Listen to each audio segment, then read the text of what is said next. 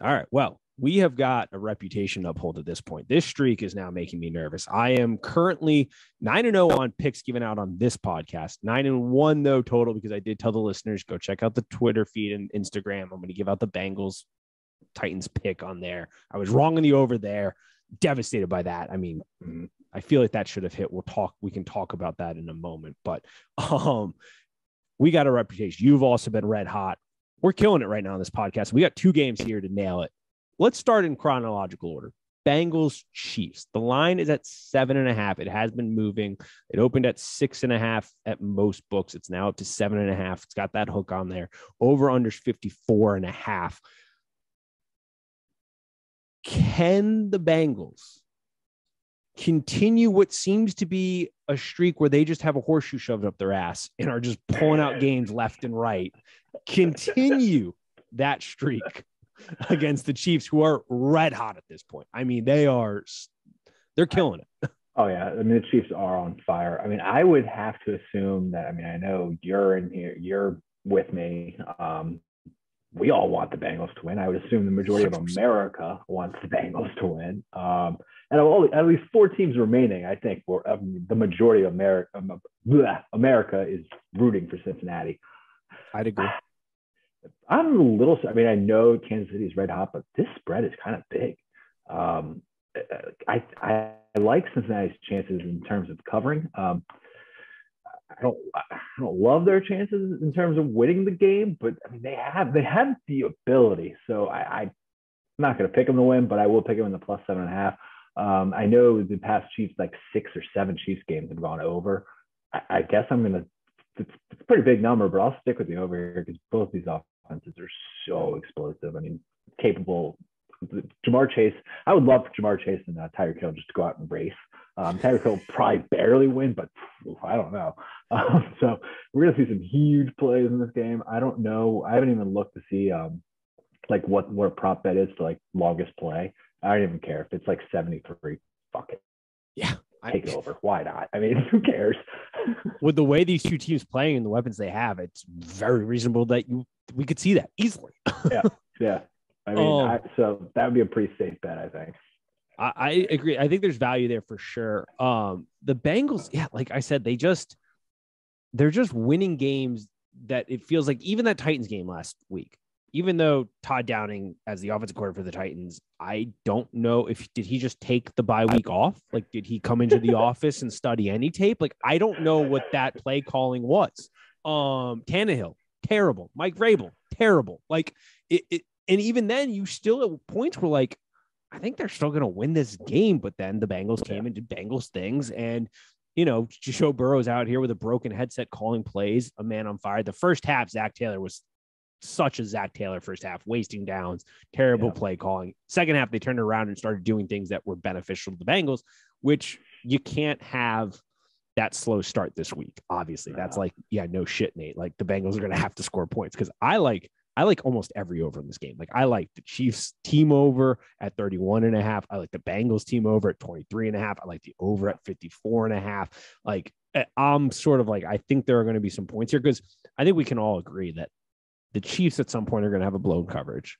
The Bengals are probably going to have a blown coverage.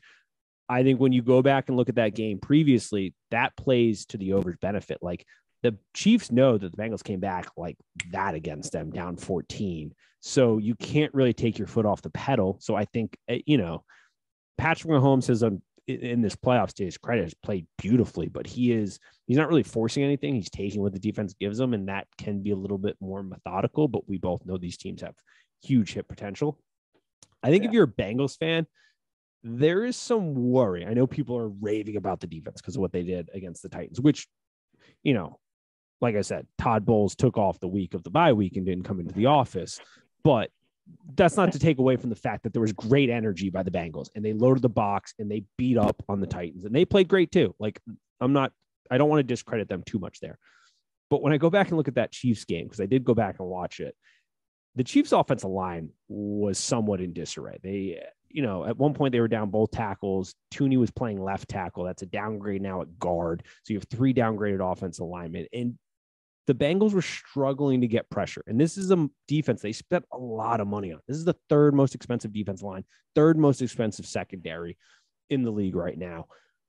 So that is a little concerning because I do think you're going to have to get pressure on Mahomes if you want to try to win this game. But we're talking about covering.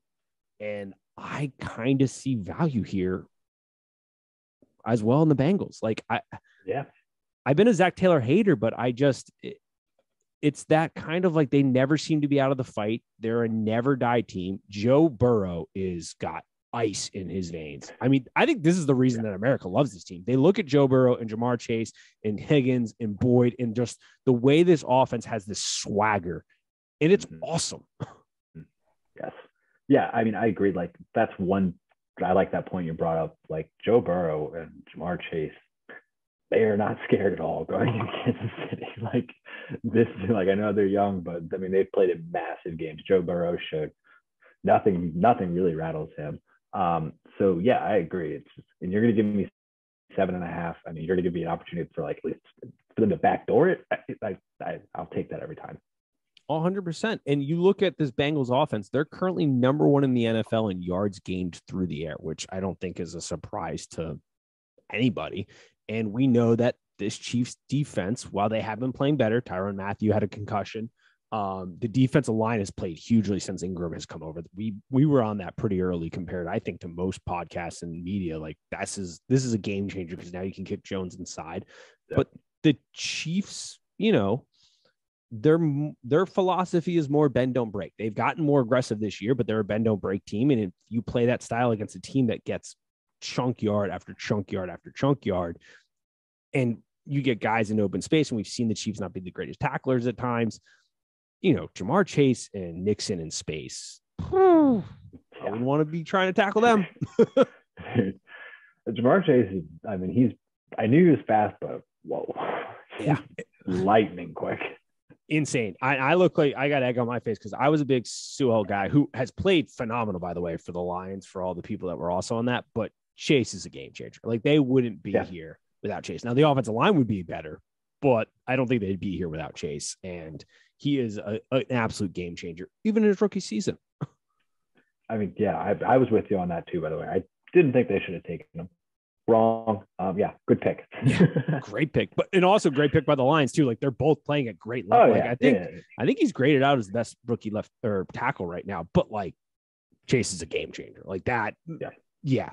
Also, can we talk about the fact that do we think this is the most overblown thing? Like, how dumb are NFL people that like Joe Burrow's comments about like, yeah, I played in louder environments. Like, that was controversial. Like, have you seen college football stadiums, especially in the SEC? Like, the majority of the SEC has just logistically tens of thousands of more people than Arrowhead does. I know Arrowhead's rocking, but like, what are we talking about here?